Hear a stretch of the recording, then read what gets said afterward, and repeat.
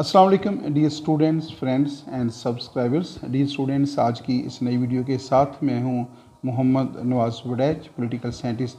Dear students, आज हमारा topic है some important facts of political system of United States of America. आज की इस वीडियो के अंदर जो है हम अमेरिकन पॉलिटिकल सिस्टम और अमेरिका का जो प्रेसिडेंशियल इलेक्शन है उसके हवाले से जो है बहुत इम्पॉर्टेंट चीज़ों को जो है वो आपके लिए लेकर आए हैं। उम्मीद है आपको हमारी ये काविश पसंद आएगी। आप दे रखे हैं हमारा YouTube channel political science with Nawaz Waraich. Dear students, आज का जो हमारा टॉपिक है some important facts of political system of United States of America. उसमें पहला हमारे पास एपिसोड है the Democratic party is the oldest political party in the United States of America. America के अंदर बाई पार्टी सिस्टम है। एक अमेरिका की रिपब्लिकन पॉलिटिकल पार्टी है और दूसरी जो है वो डेमोक्रेटिक पॉलिटिकल पार्टी है। और डेमोक्रेटिक पार्टी जो है that is considered as the oldest political party of United States of America. और इसके साथ साथ जो है जो डेमोक्रेटिक पॉलिटिकल पार्टी है उसको oldest political party of the world भी कहा जाता है। ये दुनिया के अंदर इस वक्त मुख्तलिफ ममालिक के अंदर जितनी भी पॉलिटिकल पार्टीज़ पाई जाती हैं उसमें सबसे मुनज़्ज़म और सबसे कदीम जो पॉलिटिकल पार्टी है वो डेमोक्रेटिक पार्टी है ऑफ यूएसए। तो देखिएगा, democratic party is the oldest political party in the United States of America and amongst the oldest political parties in the world। तो इस पॉलिटिकल पार्टी को यूनाइटेड स्टेट्स ऑफ अमेरिका के साथ साथ दुनिया की सबसे ओल्डेस्ट पॉलिटिकल पार्टी भी कंसीडर किया जाता है।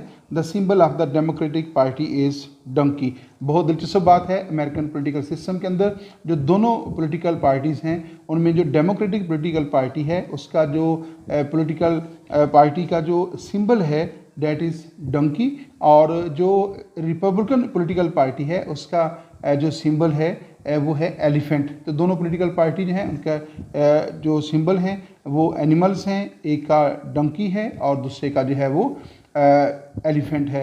हमारे यहाँ जो है डंकी को यानी गधे को जो है अच्छा नहीं समझा जाता या उसको एक कम अकल जानवर जो है ख्याल किया जाता है, लेकिन अमेरिकन पॉलिटिकल सिस्टम के अंदर जो है इस जानवर को जो है यानी डंकी को जो है बहुत रिगार्ड की नज़र देखा जाता है, क्योंकि ये एक इंतहाई जफाकश और मेहनती जो है वो एनिमल कंसीडर किया जाता है। और अमेरिकन पॉलिटिकल सिस्टम के अंदर डंकी जो है उसको इस हवाले से बड़ी अहमियत हासिल होती है कि ये एक अमेरिका की बड़ी बाअसर जो पॉलिटिकल पार्टी है, जो डेमोक्रेटिक पॉलिटिकल पार्टी है उसका ये सिंबल भी है।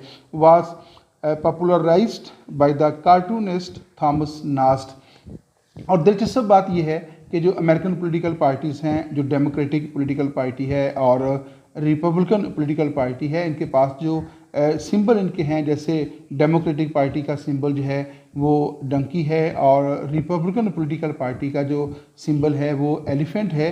तो ये बाकायदा तौर पे जो अमेरिकन पॉलिटिकल सिस्टम है, अमेरिकन जो कॉन्स्टिट्यूशन है या अमेरिकन जो इलेक्शन कमीशन है या अमेरिका का जो जुडिशल सिस्टम है उसने बाकायदा तौर पे किसी डिसीजन के ज़रिए जो है ये सिंबल जो है नहीं दिए पार्टियों को नहीं दिए, बल्कि ये आप यूँ समझ लें कि ये एक रवायत के तौर पे जो है कायम हुए हैं या हादसाती तौर पे जो है इनको पॉलिटिकल पार्टीज़ के साथ जो है अटैच कर दिया गया है। तो एक दफ़ा ऐसा हुआ कि थॉमस नास्ट जो हैं उन्होंने जो है जो ये सिंबल था वो डेमोक्रेटिक पार्टी के लिए जो है कार्टूनिस्ट थे, उन्होंने इसको पब्लिश किया और उसके बाद ये बहुत फेम हो गया। 1870 के अंदर जो है ये सिंबल जो था फर्स्ट टाइम यूज़ किया गया। दो widely used it was never adopted by the party officially, यानी पार्टी ने कोई ऑफिशियली इसको अडॉप्ट नहीं किया था। यहाँ इलेक्शन कमीशन जो अमेरिकन इलेक्शन कमीशन है या अमेरिकन जो कॉन्स्टिट्यूशन है या अमेरिका का कोई जुडिशल सिस्टम हो उसमें से किसी को एक डिसीजन के ज़रिए या कॉन्स्टिट्यूशन के अंदर जो है इसको अडॉप्ट नहीं किया गया, बल्कि ये आप यूँ समझें कि एक्सीडेंटली जो है अमेरिकन पॉलिटिकल सिस्टम के अंदर जो है ये शामिल हुआ है। यानी अमेरिकन पॉलिटिकल दोनों जो पॉलिटिकल पार्टीज़ हैं उनको सिंबल इसी तरह जो है वो हादसाती तौर पर जो है वो हासिल हुए हैं। जी नेक्स्ट हमारे पास स्लाइड है George W Bush 43rd president of the United States of America led his country's response to the September 11 terrorist attack in the 2001 and initiated the Iraq war in 2003। George W Bush जो हैं he was the 43rd American president, और उसी के दौरे हुकूमत में जो है 2001 के अंदर जो है अमेरिका के अंदर एक बहुत अफसोसनाक वाक़या रूनुमा हुआ था, जिसको वर्ल्ड ट्रेड सेंटर इंसिडेंट कहा जाता है, और ये 9/11 के नाम से भी जो है वो मशहूर है। और इसी ये जो एक टेररिस्ट जो इंसिडेंट था, और इसी वाक़े को जवाब बनाकर जो है अमेरिका ने 2003 के अंदर जो है इराक के ख़िलाफ़, और फिर इसके साथ जो है वो ईरान अफ़गानिस्तान के साथ भी जो है जंग का जो था वो आगाज़ किया था।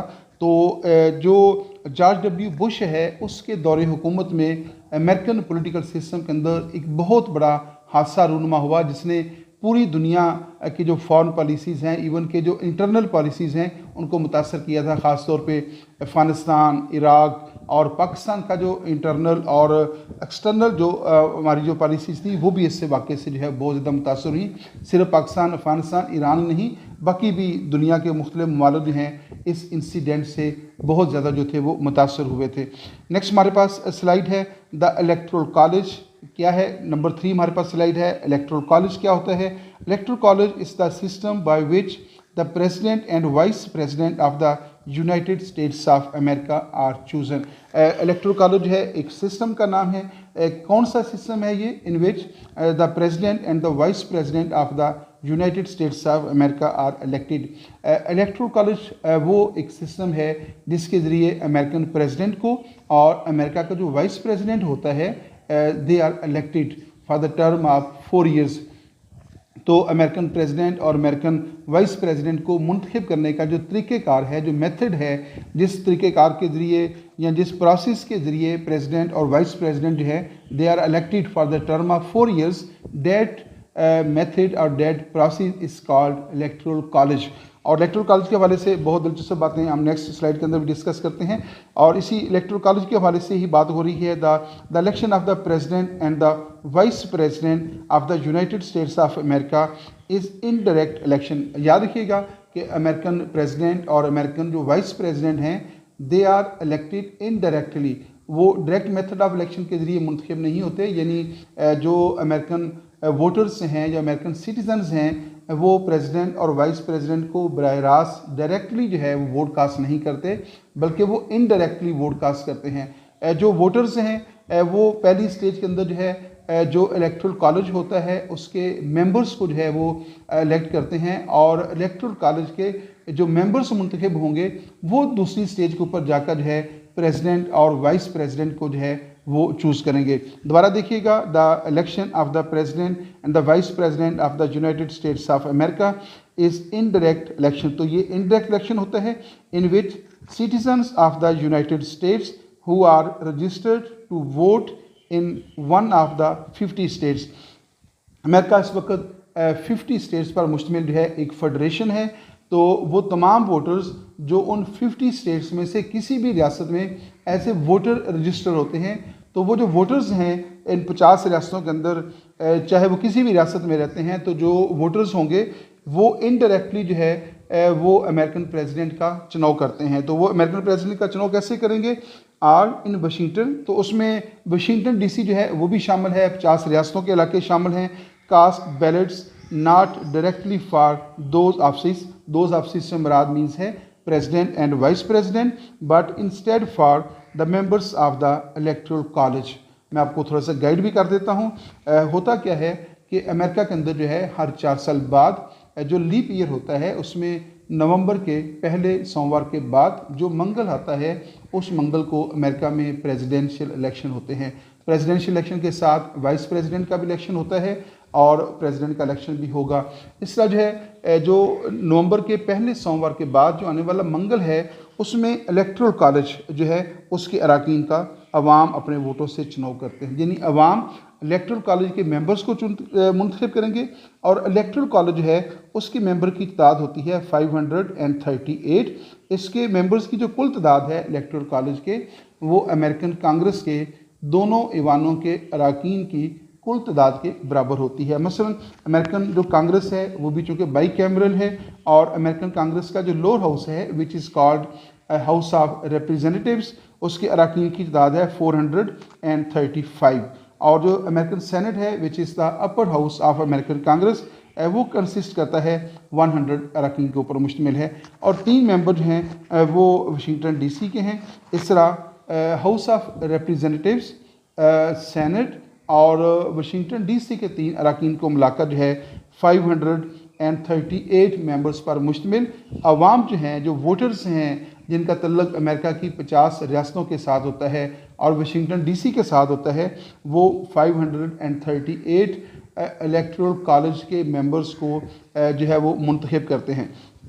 और फिर ये जो 538 मेंबर्स होते हैं, ये दूसरी स्टेज के ऊपर जाकर जो है अमेरिकन प्रेसिडेंट और वाइस प्रेसिडेंट को वोट कास्ट करते हैं। अब क्या होता है, जब ये 535 मेंबर जो हैं वोट कास्ट करेंगे, 538 जो हैं ये अमेरिकन प्रेसिडेंट और वाइस प्रेसिडेंट को कास्ट करेंगे। अब क्या होगा कि अमूमन वहाँ पे जो है 1 to 1 मुकाबला होता है।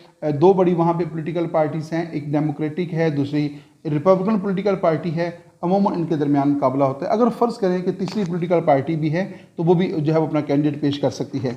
इसमें से यानी 538 में से जिस सदारती उम्मीदवार को 270 वोट मिल जाएंगे, 270 मेंबर्स वोट जो हैं वो ले लेगा, he will be elected as the president of United States of America. और उसके साथ जो है जितने वोट अमेरिकन प्रेसिडेंट को मिलेंगे, इतने ही वोट जो हैं वो वाइस प्रेसिडेंट को भी मिलेंगे। तो जिस पॉलिटिकल पार्टी का प्रेसिडेंट जो है वो इलेक्ट होगा, उसी पॉलिटिकल पार्टी का जो है इस मेथड के ज़रिए वाइस प्रेसिडेंट भी for the term of 4 years elect हो जाएगा।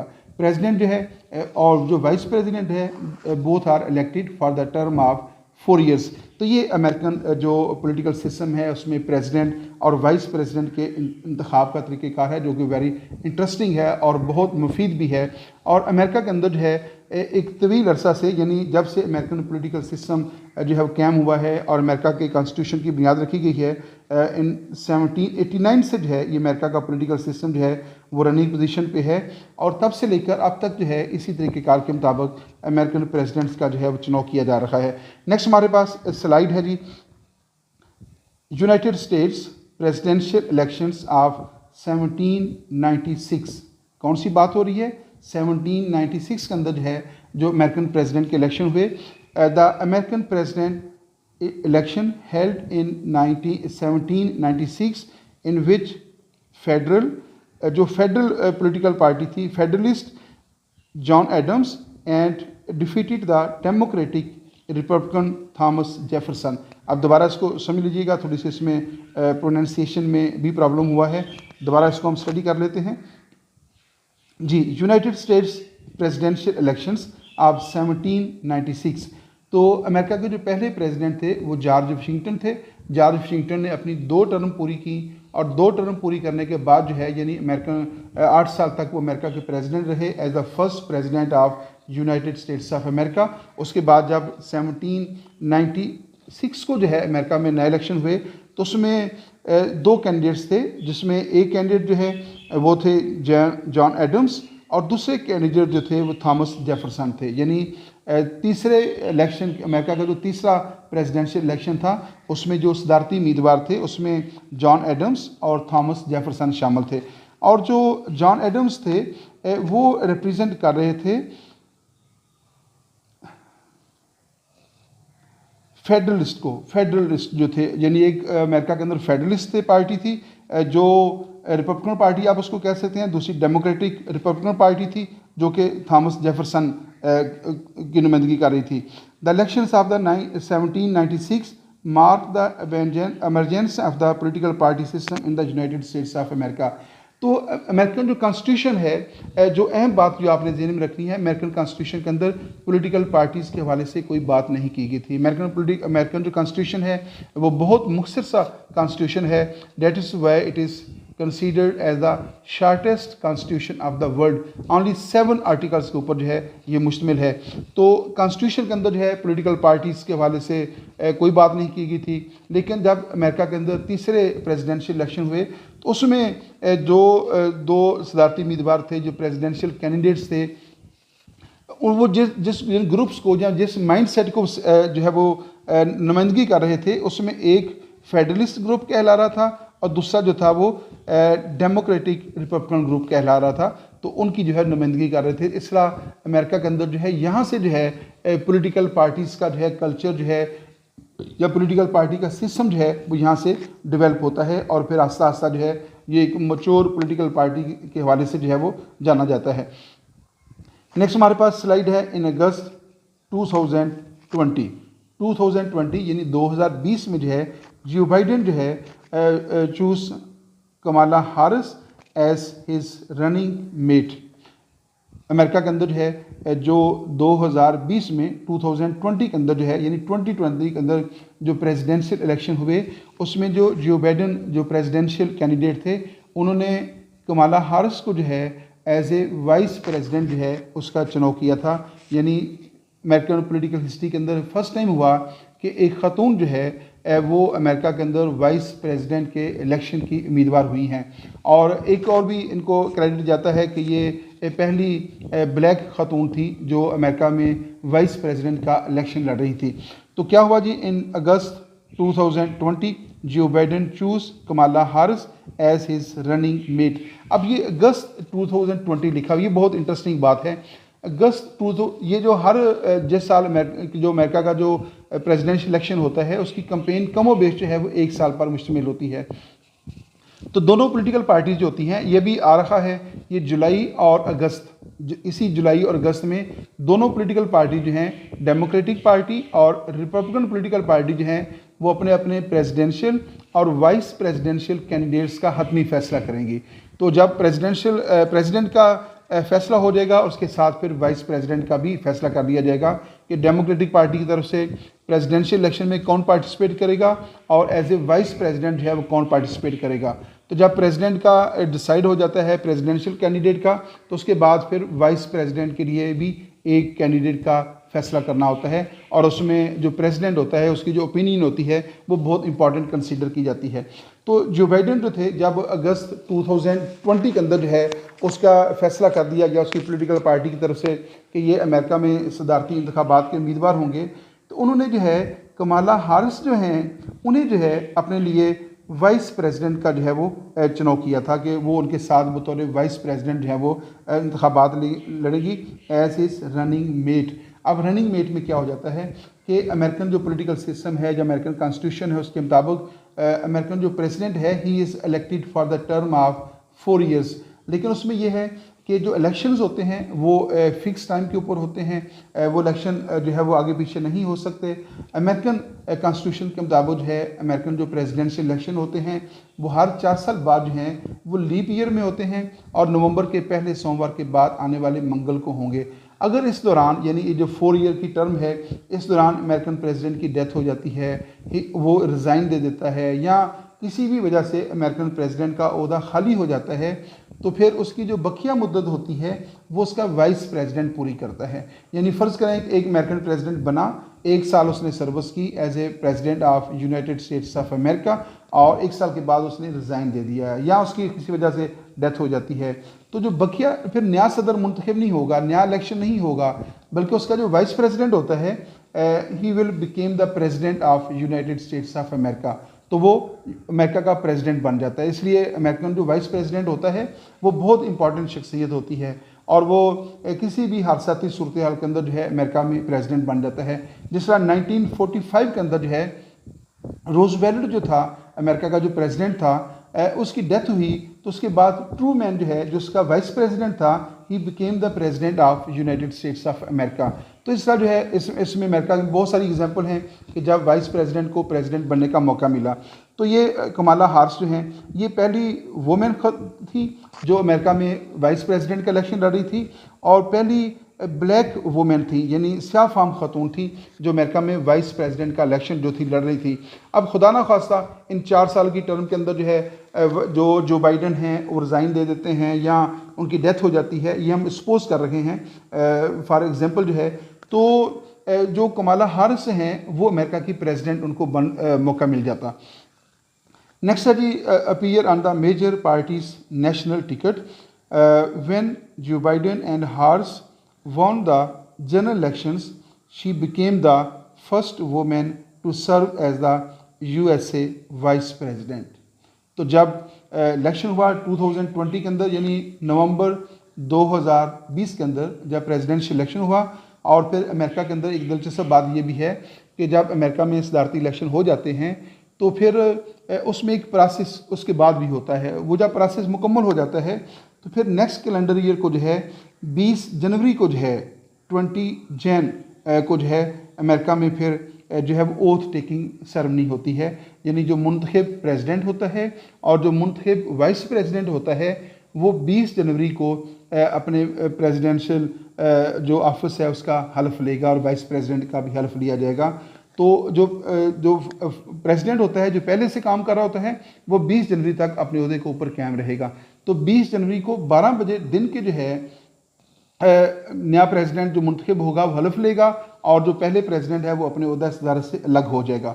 तो इस तरह आप यूँ समझें कि प्रैक्टिकली जो है इलेक्शन तो हो जाते हैं नवंबर में 2000, जिस अभी नवंबर 2024 में इलेक्शन हो जाएंगे।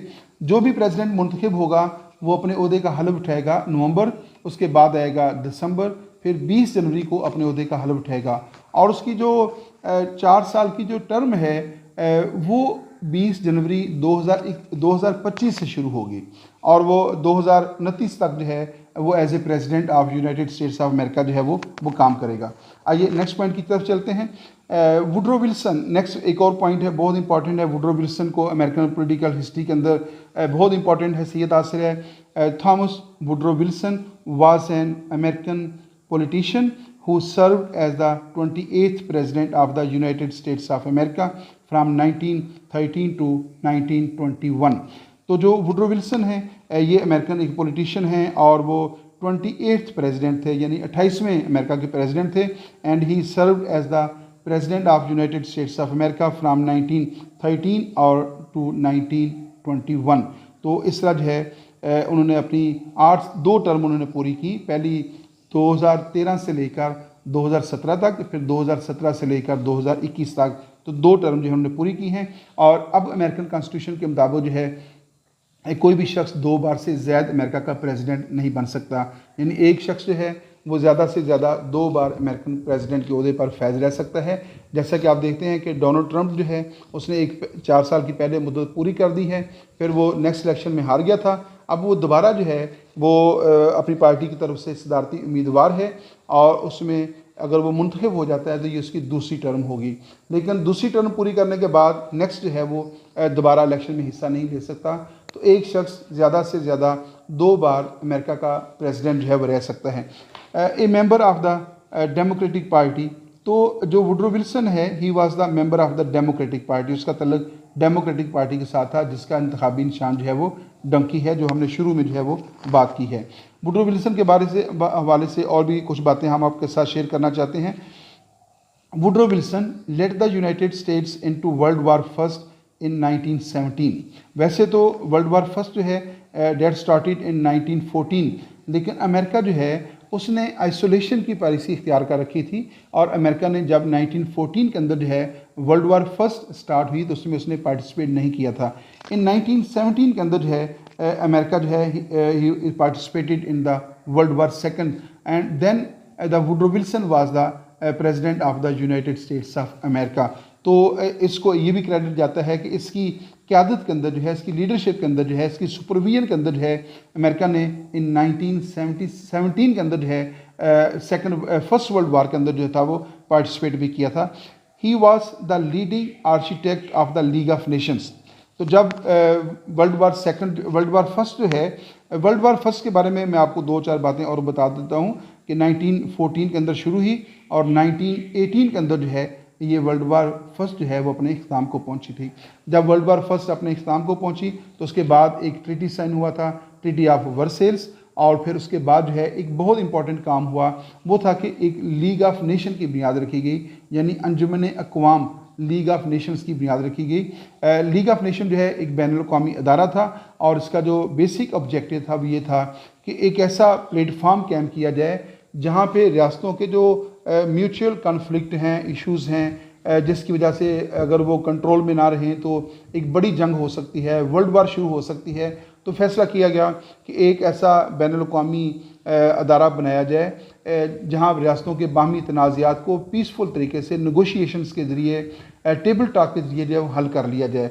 तो ये लीग ऑफ नेशन जो थी वो जनवरी 10 1920 में जो है कैंप की गई। 10 जनवरी 1920 में जो है लीग ऑफ नेशन कैंप की गई। अब असल बात की तरफ आते हैं कि लीग ऑफ नेशन को कैंप करने में जो है सबसे इंपॉर्टेंट रोल जो था वो वुडरो विल्सन का था। That is why he is considered as the leading architect of the League of Nations. उसको leading architect of the League of Nations कहा जाता है, क्योंकि लीग ऑफ नेशन जो है उसकी बुनियाद जिन पॉइंट्स के ऊपर रखी गई थी वो वुडरो विल्सन ने ही जो है वो 14 पॉइंट्स ऑफ पीस पेश किए थे कि दुनिया के अंदर पीस कैसे मेंटेन किया जा सकता है, दुनिया के अंदर अमन कैसे कायम किया जा सकता है। इस मकसद के लिए वुडरो विल्सन जो है he presented his 14 points which are called 14 points of peace. तो इन्हीं के ऊपर जो है लीग ऑफ नेशन की बुनियाद रखी गई थी। तो इसका बुनियादी मकसद ये था कि किसी तरीके से सेकंड वर्ल्ड वार को रोका जाए। लेकिन अनफॉर्चुनेटली हुआ ये कि लीग ऑफ नेशन जो है वो अपने क़याम के फ़ौरन बाद ऐसी उसके रास्ते में हर्डल्स हुई, ऐसी उसको मुश्किलात का सामना करना पड़ा कि अपने क़याम के थोड़े अरसे के बाद जो है ये इसका फेलियर जो था वो सामने आ गया था।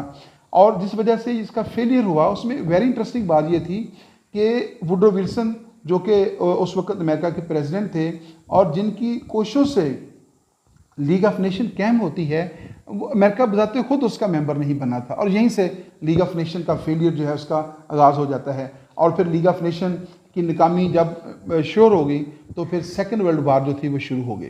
यानी league of nation second world war को रोकने में बुरी तरह नाकाम रही। यही लीग ऑफ नेशन का सबसे बड़ा फेलियर जो है कंसीडर किया जाता है। हम बात कर रखे हैं वुडरो विल्सन की, and he was the leading architect of the League of Nations and his progressive stance on the foreign policy of United States of America came to be known as the Wilsonism। यानी American जो Woodrow Wilson था उसने America की जो economic policies थी उनको जो है बहुत अच्छे तरीके से जो है वो ऑर्गेनाइज़ किया और अमेरिका की जो फॉरेन पॉलिसी है उसको बड़े अच्छे तरीके से जो है लेकर चला। और उसने एक अब यूँ समझ लें कि अमेरिका को एक नई दुनिया के अंदर जो है मुतारफ़ करवाने में बड़ा अहम रोल अदा किया था। इसलिए उसकी जो पॉलिसीज़ हैं, उसके जो आइडियाज़ हैं, उसकी जो डॉक्ट्राइन्स हैं, उसकी जो थेरीज़ हैं, उनको जो है विल्सियनिज़म भी कहा जाता है। जैसे मार्क्स के नज़रियात के हवाले से हम उसको मार्क्सिज़म भी कहते हैं। तीसरा जो वुडरो विल्सन है उसकी जो आइडियालॉजीज़ हैं, उसकी जो डॉक्ट्राइन्स हैं, उसकी जो फ़िलासफ़ी है, उसकी जो स्ट्रगल थी, उन चीज़ों को जो है विल्सियनिज़म का भी नाम जो है वो दिया जाता है। नेक्स्ट पॉइंट की तरफ चलते हैं। हमारे पास नेक्स्ट पॉइंट है हिलरी क्लिंटन के हवाले से।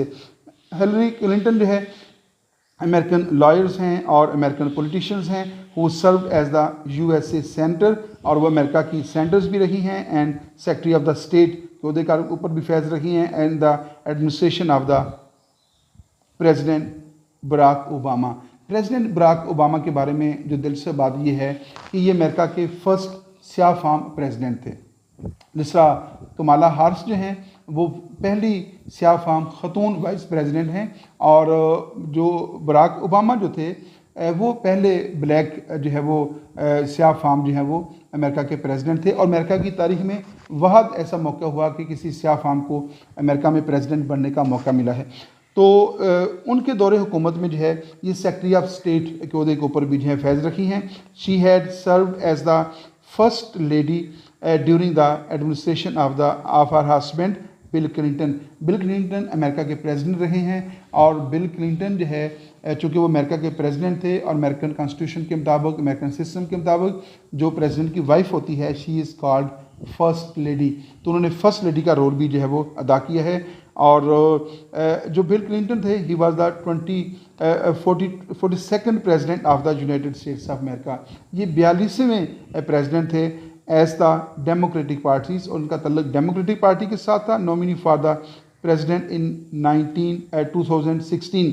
और इंटरेस्टिंग बात यह है कि जो अमेरिका में 2016 में प्रेसिडेंशियल इलेक्शन हुए तो उसमें डेमोक्रेटिक पार्टी जो थी उन्होंने हिलरी क्लिंटन का नाम जो है बतौर प्रेसिडेंशियल कैंडिडेट के तौर पे पेश किया था, और उन्होंने सरदी इंतखाब में हिस्सा लिया, लेकिन अनफॉर्चुनेटली जो है वो नाकाम हो गई। और इस तरह ये अमेरिका की जो हिस्ट्री है कि अमेरिका में कोई भी ख़तून आज तक प्रेसिडेंट नहीं बन सकी, वो हिस्ट्री कायम रही और इस तरह ये मौका जो था वो ख़त्म हो गया कि अमेरिका में ये अमेरिकन की हिस्ट्री का ये हिस्सा है कि आज तक किसी भी ख़ातून को जो है अमेरिका में प्रेसिडेंट बनने का शरफ जो है वो हासिल नहीं हुआ।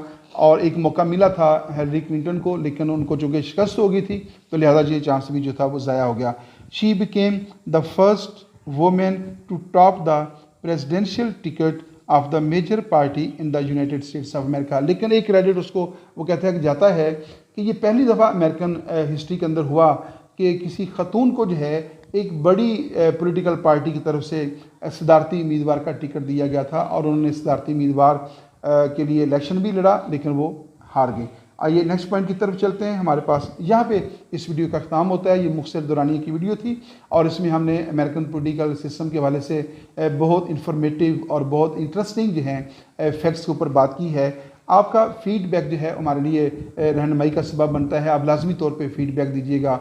आपको ये वीडियो कैसे लगी, इसमें आप किन चीज़ों का इजाफा करना चाहते हैं या कोई और आपके पास कोई यूज़फुल प्रपोजल हो तो आप हमारे साथ ज़रूर शेयर कीजिएगा। इजाज़त दीजिएगा। अल्लाह हाफ़िज़। Thanks for watching my YouTube channel Mohammad Nawaz Waraich political scientist.